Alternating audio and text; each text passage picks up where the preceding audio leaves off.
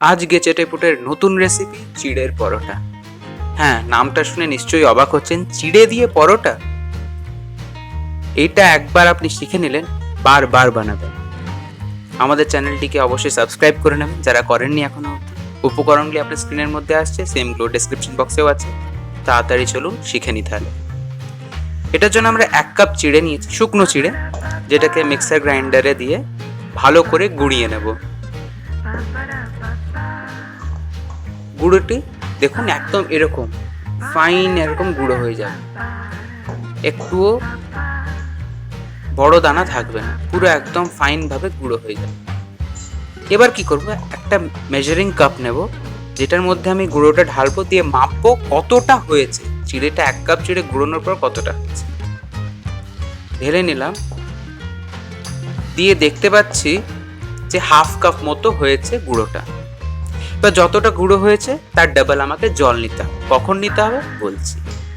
এবার একটা কড়াইয়ের মধ্যে আমি 1 চামচ মতো ঘি নিয়ে নিলাম, যেখানে আমি চিড়েটাকে একটু রান্না করব বা একটু পাক দিয়ে দেবো, যাতে চিড়ের যে গন্ধটা যাতে না থাকে। যেহেতু এটা নিরামিষ হচ্ছে, তার জন্য এটার মধ্যে হিং দিয়ে দিলাম 1/4 চা চামচ মতো। আর একটু ঝাল করার জন্য আমি কাঁচা লঙ্কা কুচি দিয়েছি, আপনারা চাইলে এটাকে স্কিপও করতে পারেন, এটা পুরোপুরি অপশনাল। তো আমি একটু কাঁচা লঙ্কা কুচি নিলাম, একটু যাতে ঝাল ঝাল ব্যাপারটা থাকে পরোটাটার মধ্যে। একটু লঙ্কাগুলো ফ্রাই হয়ে গেলে এটার মধ্যে আমি 1 কাপ মতো জল নিয়ে নেবো। বলেছিলাম হাফ কাপ চিড়ে গুঁড়ো হয়েছে, তার মানে 1 কাপ আমি জল নেবো এখানে। এবার স্বাদ মতো নুন নিয়ে নিলাম, আমি এখানে 1.5 চা চামচ মতো নুন নিয়েছি, আপনারা চাইলে কম বেশি করতে পারেন। আর অল্প অল্প করে এই গুঁড়ো গুঁড়ো করে রাখা চিড়েটা দেবো আর মিশিয়ে নেবো। দেখতে পাচ্ছেন যে চিড়েটা পুরোটাই জলটা শুষে নিয়েছে এবং ভালো মতো ফুলে গেছে। এবার এইটাকে একটা আলাদা পাত্রে রেখে দিয়ে ঠান্ডা হতে রেখে দেবো, যাতে একটু ঠান্ডা হয়ে যায়, কারণ এত গরম তো আর মাখা যাবে না। তো এই জন্য এটাকে ঠান্ডা হওয়ার জন্য রেখে দেবো। এবারে 3টে আলু আমি আগের থেকে সেদ্ধ করে রেখেছিলাম অনেক আগে, এবার ওটাকে ভালো করে কুড়ে নেব। ওই যে আলু কোড়াটাকে আমি আলাদা করে রেখে দিচ্ছি। দেখতে পাবো যে এখানে দেখছি যে চিড়ে যেটা করে রেখেছিলাম ওটা তোমার ঠান্ডা হয়ে এসেছে। এবার কুড়ে রাখা আলুটাও আমি ওর উপর দিয়ে দিলাম। এবার স্বাদের জন্য একটু ধনেপাতা দিলাম, একটু ভাজা মশলা দিয়ে দিলাম 1 চা চামচ মতো। এটা চাইলে আপনি দিতেও পারেন, না দিতেও পারেন, একটু গুঁড়ো লঙ্কা দিতে পারেন এর জায়গায়, সেটা আপনার ব্যাপার পুরোপুরি। এবার এটা ভালো করে মেখে নেব। এবার দেখুন এটার মধ্যে তো সেরকম বাইন্ডিং হয় না, বাইন্ডিংটা যাতে ভালো হয় তার জন্য আমি 1/4 কাপ মতো আটা নিয়েছি, নর্মাল আটা যেটা দিয়ে রুটি করা হয়, ওই আটা নিয়েছি। একটু একটু করে দেবো আর ওটা ভালো করে মেখে নেব। একবারে পুরো আটাটা দিলে মাখতে অসুবিধা হয়, ভালো করে ঠাসা যাবে না, তার জন্য কি করছি একটু একটু করে আটা দিচ্ছি আর ওটাকে মেখে নিচ্ছি ওই আলু আর চিড়ের সাথে।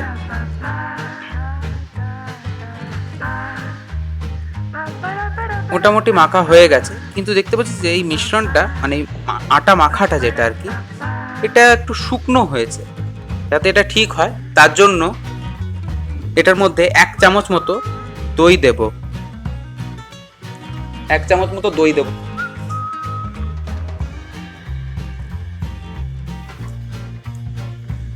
দেখতে পাচ্ছি যেটা ভালো করে মাখাটা হয়ে এসেছে, একটু ময়েস্ট হয়ে গেছে ব্যাপারটা।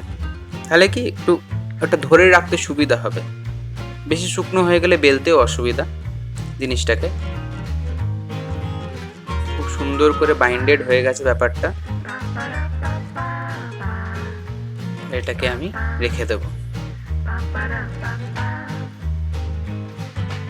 না কোনো তেল না কিছু, উপরে কিছু ব্রাশ করা দরকার নেই। দেখতে পাচ্ছেন খুব সুন্দর নরম হয়ে গেছে। এবার যেমন রুটির জন্য আমরা যেমন লেচি কাটি, ওরকম লেচি কেটে নেব।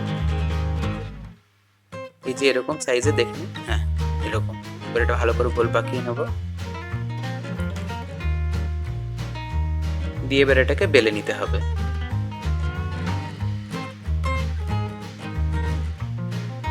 যার জন্য কি করতে হবে, ভালো করে আটা দিয়ে নিতে, আটা দিয়ে আমরা এটাকে বেলবো, না ময়দা না তেল, আটা দিয়ে, এটা আটা দিয়ে ভালো করে বেলবো। এবার দেখতে পাচ্ছেন এই সাইডগুলো না একটু একটু ফেটে যাচ্ছে।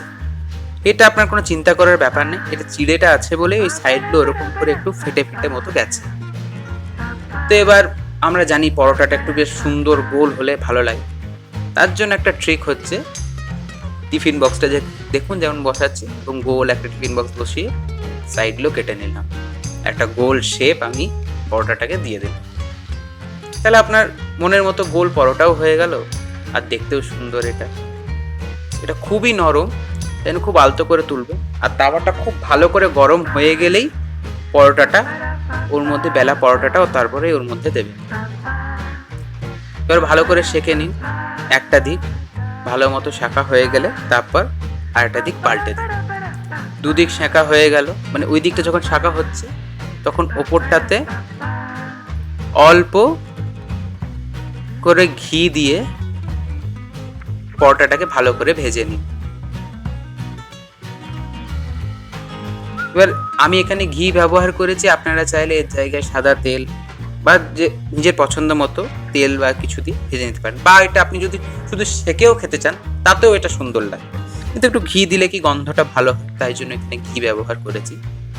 দেখছেন যে দুটো দিক খুব সুন্দর করে ভাজা হয়ে গেছে এবং পরোটাটা আপনার তৈরি। রায়তার সঙ্গে এটা পরিবেশন করুন, অসাধারণ একটি ব্রেকফাস্ট, হেলদি, আর সেরকমভাবে তেলও লাগছে না। ধন্যবাদ ভিডিওটি দেখার জন্য। কমেন্ট করবেন, শেয়ার করবেন।